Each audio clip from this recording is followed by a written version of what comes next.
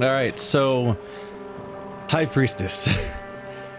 I'm gonna try to get some gold tokens from the previous challenges if I can, or at least give it a go or something, just because we're clearly struggling here. But the problem is I don't really know how to optimize getting the gold for these previous ones. In particular, I'm a bit concerned about, like, High Priestess. I don't really know cards that give me blessings, really. And I believe the objective here was that you had to get X number of blessings. I think it was you needed X number of blessings to win, and then you needed a bigger number of blessings to, like, get the gold or something like that, I think. Temple Prayers is the obvious card that gives me more blessings, so I want to put that in the deck. Other than that, though, I think I'm just going to put a bunch of scenarios in that we haven't even seen yet that give me tokens. And so one of my primary goals here is just to take the chance to, like, expand my token catalog, essentially, and progress like that. Oh, wait, Scouting Party is not a token card. Whoops. Cheerful Woodcutter. There we go. Let's progress some token quests if I can, while also seeing if maybe we can progress this thing. I haven't picked up my equipment yet. For supplies, I'm going to go with Soldier Sword. So this is a scenario that's heavy on Northerner, so I'm going to try to get my 25 riposts in for the sake of getting that upgrade also. Hopefully. Let's see. Oops, clicked on that on accident. Do I have any reason to think that there's dice in this one? Tribute. Gambler's Jewel is really cool, and I should remember to add that into my deck that I'm using for strength in the future. But other than that, I don't think it's really a big deal. The Bastion of Purification. Heavy. Not really the highest priority. +1 weapon charge for defending is pretty great, and eating less is pretty great. If only I'm trying to find anything that gives me blessings. Unfortunately, I just don't know of anything, which is a problem. I can learn what some of these items are, because I don't know what Empire's Burden is.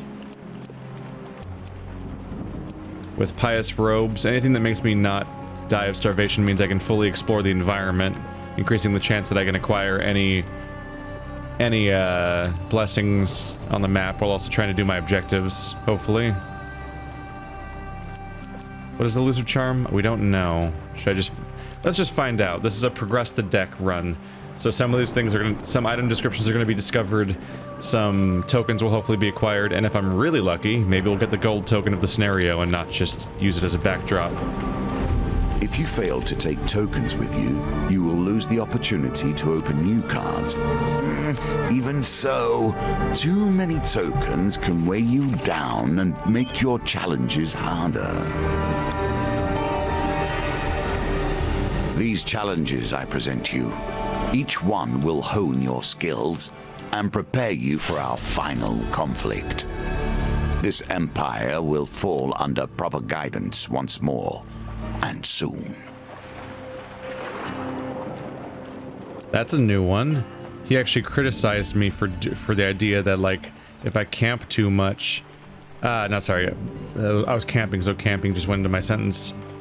I meant to finish asking his questions, too. I can't anymore? Oh, well. What was it? He, criticized me for bringing so many, oh wait, I should have camped and checked the thing he's selling. He criticized me for, what's it called? Bringing too many tokens into my deck. Retha's Ire. Not a big deal. I was hoping to discover the description of something that new, but okay. Wow, immediately. Make a donation. None of you help me get... I don't think any of these help me get a blessing. More healing from every gold cane. Be able to get more life. New gold at the beginning of every new map. Not a terrible thing to have. Reroll your lowest dice after all your rerolls in a dice gambit. That's actually a pretty good one to have during some of the other scenarios. If only Temple Prayers would get drawn. I'm pretty sure it was in my deck, but I never drew it during Strength. And this would have helped. Along with the ring, which I probably wouldn't get either, somehow. Go figure. More food is great, but they give me a lot of food at the beginning here. Let's do this one. So that if I need gold, I'll hopefully have it every floor. Just don't want that to get between me and getting a blessing. Also, it makes back the money that I spent on getting it pretty well. Blizzard. Lose some life. Some more life. You struggle to find cover. I remember these.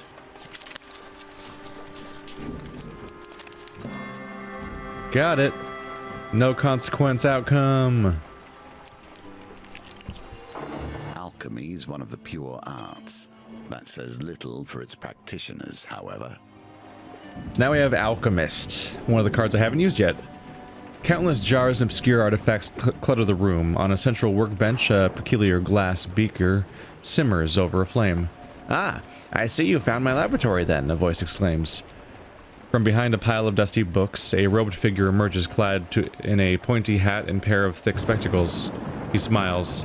Here to create the elusive elixir of life, or perhaps it is gold you desire. All is possible through alchemy. Alas, I have yet to prove that such things are indeed possible, he explains. No matter. Say, would you care to assist me in my experiment? Oh, what could go wrong? Let's help the alchemist. Very well, let's begin. Take a jar and place its contents in the beaker, he says as he dips his quill in an inkwell and prepares to write. Remember, you must keep the elixir pure. You take a jar from the shelf and unscrew the lid. Which gambit's it going to be? Oh, no. I'm not a vain man. He didn't must appreciate that this game, has been my focus for more years than I can count. I have a certain pride regarding its twists and turns. He just likes it. Whenever he does that one, I'm like, I'm just going to wait for him to stop talking. He didn't tell me what to get, right? He just said to be careful? Are these all equally valid?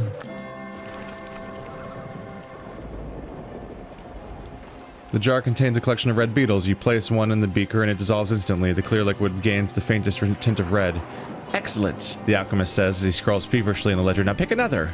Reach for the next jar. Do I just want it to not be red? Oh, that'll be relatively easy right now. Or I could almost screw up again. Oh, they're... Oh, you can't duplicate it. Interesting. There's no red beetles on the board. So there's 3 different colors, and then there's mushroom, beetle, and feather. So you get different variations. Okay. So it's actually just 9 different cards completely. The question is, do you want to get 3 different ingredients of 3 different colors, or do you want all 3 ingredients to be the same color? I don't know. I don't know, and if I used him to redraw, I don't know if I would actually be able to nail it anyway. Let's continue. We won't know how to succeed until we fail. That's usually how this goes. The jar contains a collection of dried yellow feathers. Malclips peers over your shoulder. Are you sure you want to add that? He cautions. Should I take that as a warning? Let's pick another jar. Malclips! The alchemist shouts as you return the jar to the shelf. Stop interfering with the experiment. You reach for a new jar. Does Malclips know what he's saying, or is he just randomly being cautious? I fucked it up anyway. Yeah. Oh, god damn it.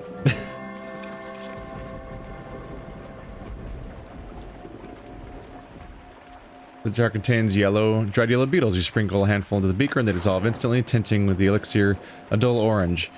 Most interesting, the alchemist remarks as he continues to write in the ledger. Now pick one more. You reach for the next jar. I mean, I might as well go for blue at this point. Just complete the trio. You sprinkle the blue beetles into the flask. The liquid instantly loses its orange and turns a dull brown. Yay, a curse. Fantastic. Yay. So I imagine there's like a table on the internet somewhere that probably explains what happens if you get different combinations. The elixir bubbles and frosts before exploding with an earth-shattering bang, sending fragments of glass and brown goo around the room. Draw 2 curse cards and a food bane card. All wheel gambits rotate the reverse direction. That's like the least problematic one. 1 random enemy in each combat. Oh, it does double damage. And I lose 3 food. Does that affect my blessings, though, for this mission's purposes? What have I done? The alchemist cries as he sinks into the floor, head in hands. My laboratory is ruined! You decide to leave before the alchemist asks you to help clean up.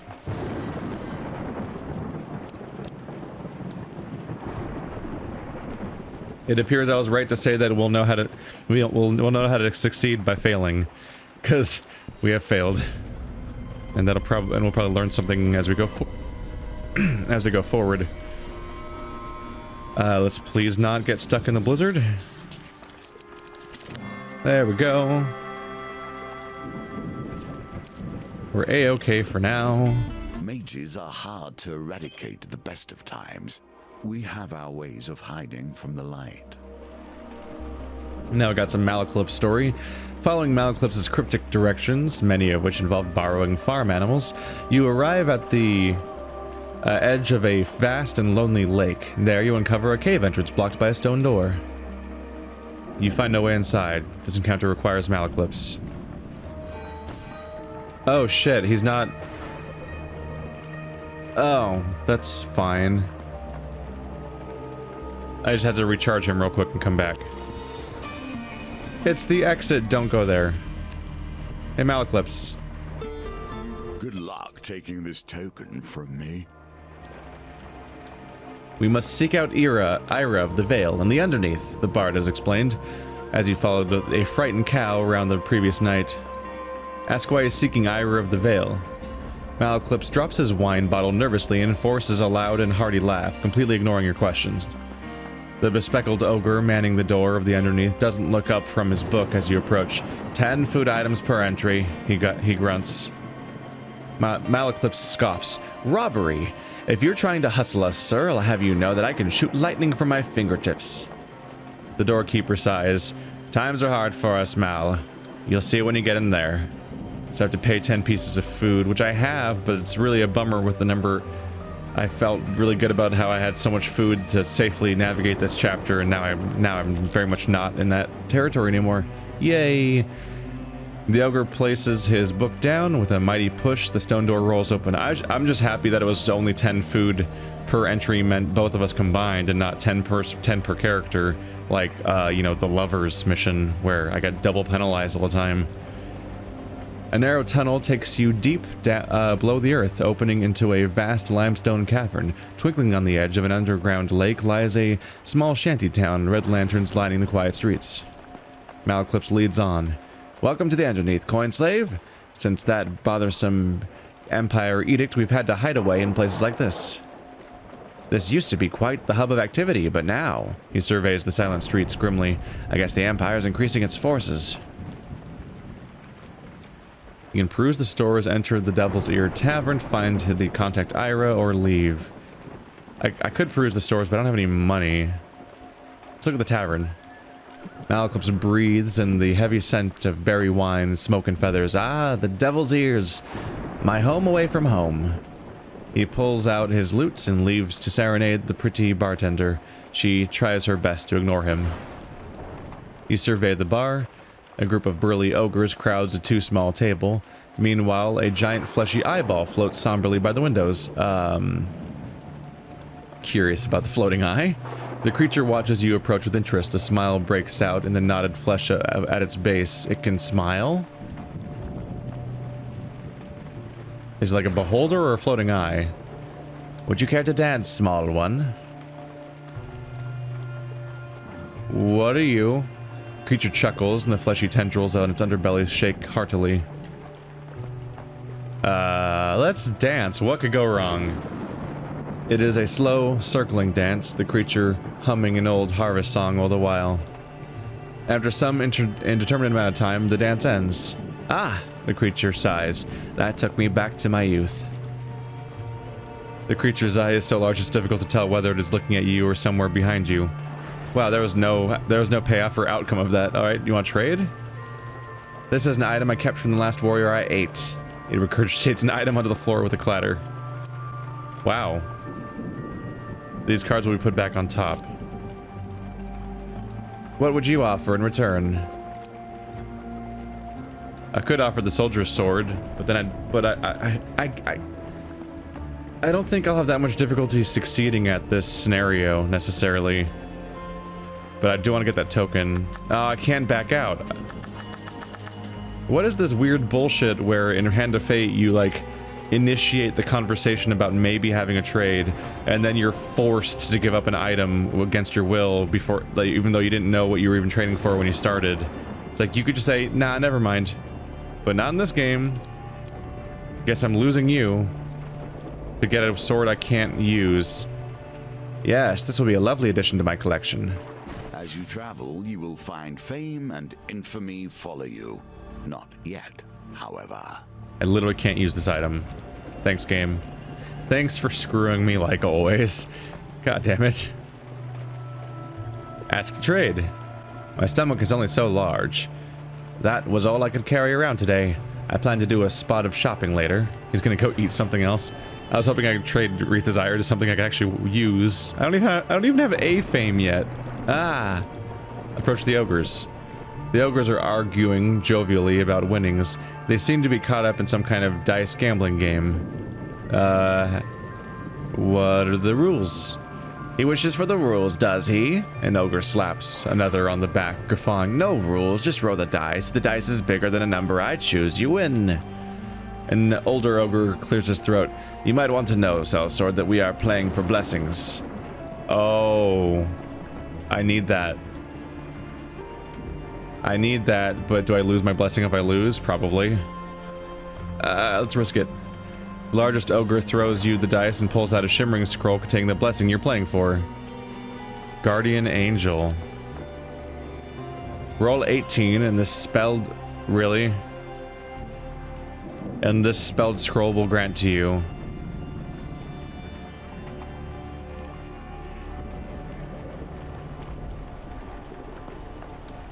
That's a dice target of 18.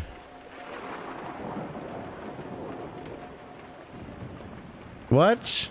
That's a perfect roll. That's impossible. Note that this game isn't very fair. The ogres bristle. One grips his club menacingly. As he rises to his height of 2 men, you are quickly reminded that you were dealing with ogres here. He wants you to get a perfect 18. That's never gonna happen.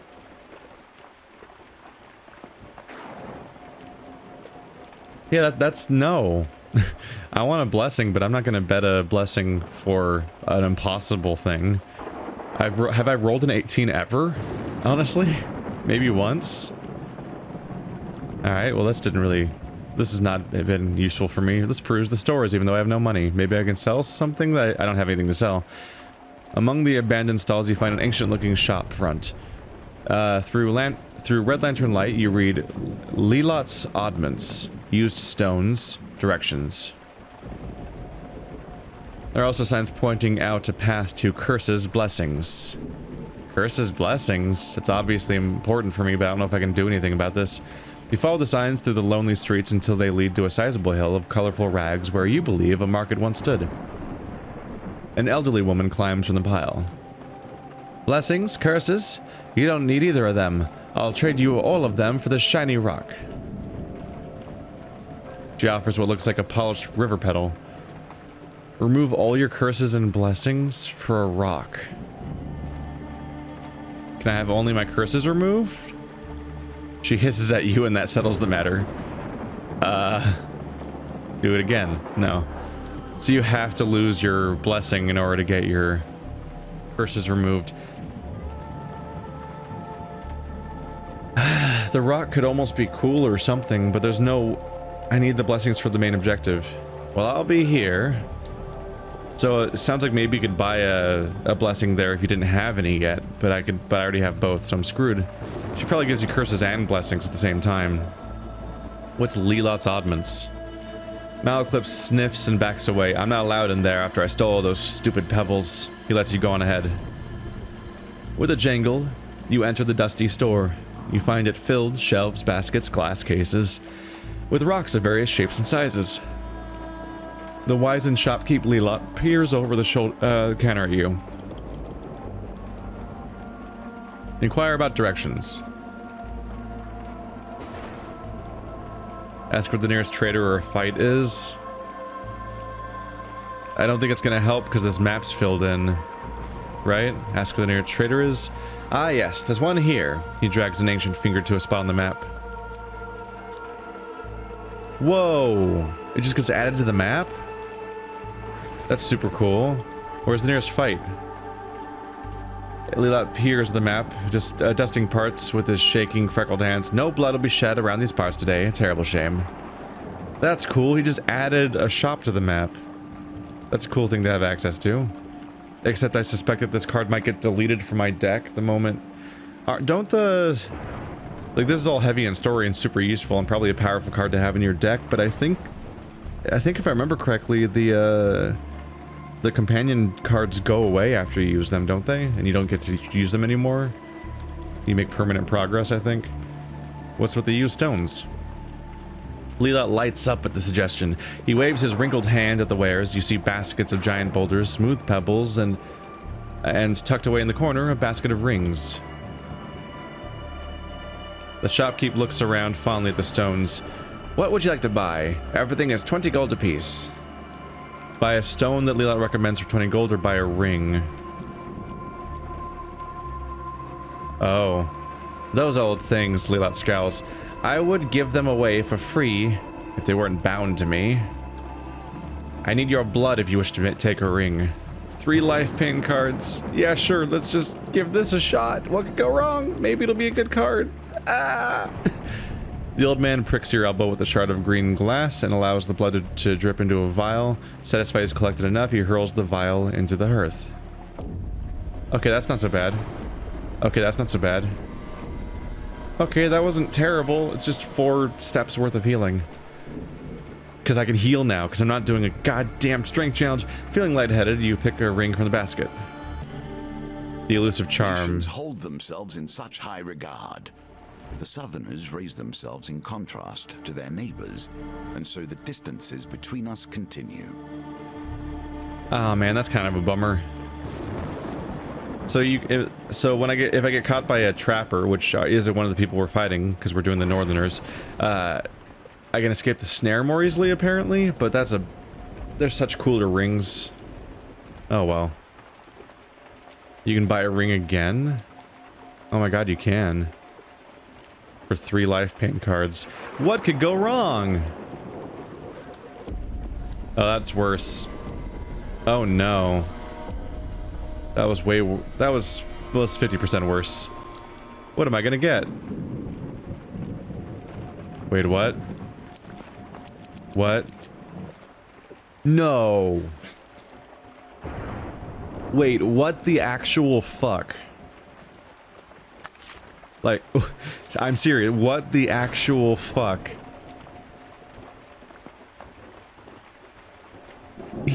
I took 30 damage and didn't get a ring, but it's not a dice. This isn't a gambit.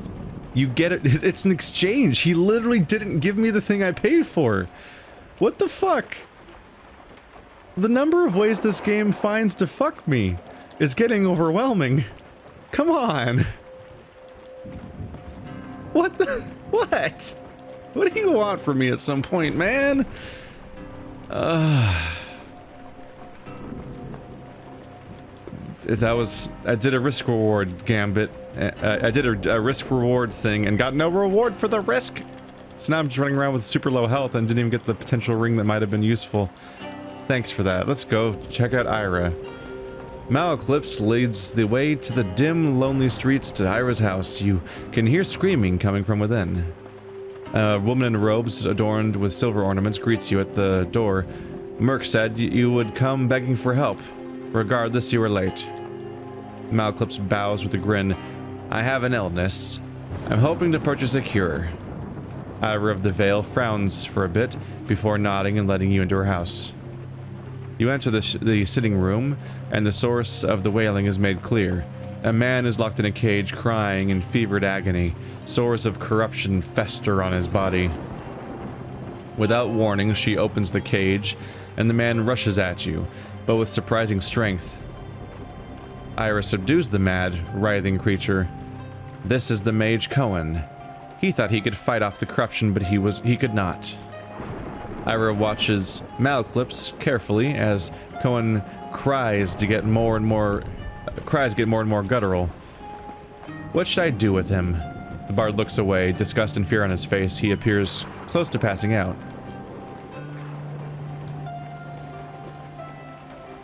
She nods before turning to you. What will you do? You can kill him or keep him locked up. I can't help but think I've already done corruption scenarios, and the only option we were given was to kill them. Like, there was no way to save them. As Iroh holds him down, you end the mage's life. With that dealt with, Iroh begins tinkering at a table strewn with dead and shiny things. I do have a cure, but as you know, nothing comes free with our kind. She taps silver dust from a bottle. Save the stolen mage children for me, and I will give you the cure. Stolen mage children. Okay, so this is a later scenario altogether. Those Empire bastards have taken them to some walled fort in the docks of the city. And you better hurry. Iris smiles at Malaclips. That illness can't be held at bay for much longer, I'd wager. The bard avoids her gaze. Ask what the illness is. Ira laughs. He hasn't told you? Then it's not my place to say. But know this, friend of Malaclips. If he doesn't find a cure soon, you are in grave danger. Oh, great. Nonsense. Malaclips stands, unstopping a wine bottle nervously. And you... Oh, that's the previous dialogue. Ask how Ira knows Malaclips.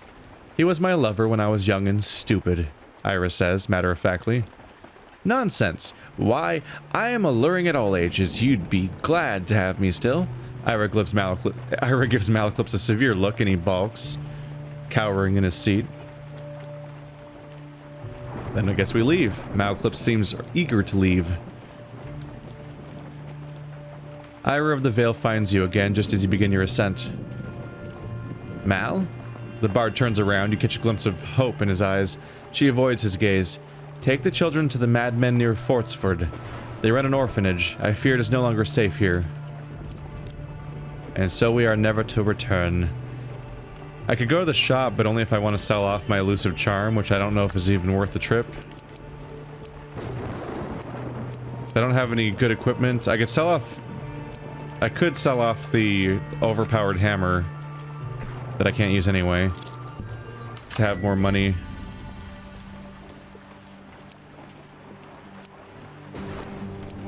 But if I sell off Retha's ire... I'm gonna sell off the elusive charm. I can't sell off Retha's ire because I get a bonus for going to the next floor with less than 20 gold. So I want that gold gain to happen. What do we have here? Ooh, let's learn what this is. Empire's Burden. Throw a bomb that causes 30 damage and slow to Empire enemies when activated. Less effective against other factions. So specifically an anti-Empire bomb. Everything else here is familiar and beyond the reach of our current budget. Could also buy food. 3. Not terrible. I'm gonna get a gain in a moment anyway. But I'm still going okay on food, so let's peace out. That's not what I meant to click on.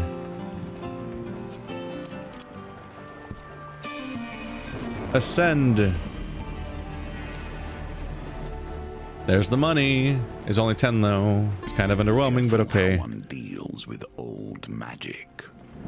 Ooh, didn't these have a chance to give me a blessing? As you ascend the snowy Mount Freydis, you happen upon a cottage with pungent smoke wafting out of the chimney. Frail old lady, sweeping snow off the path, beckons you to come in. We've come in search of the great High Priestess to deliver an important message, says Malaclips. You'd better go bearing blessings if you want to get on the High Priestess's good side. I'm fixing a batch right now if you'd like a taste.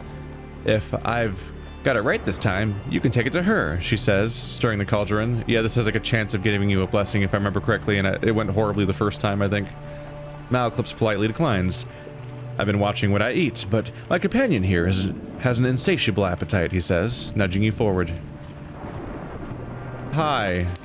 Not that one. Here? Yay, that looks like a good thing. Yes, +2 to each of your dice during a dice gambit. The most overpowered thing ever. Except there probably won't be any dice gambits in this entire mission. But hey, it's a blessing. You take a sip of the aromatic potion and feel a warm, fuzzy feeling flowing through your body. Looks like my recipe is a success. I'm sure the High Priestess will appreciate this one. You thank the old lady and continue up Mount Freitas, paying no heed to the brewing blizzard.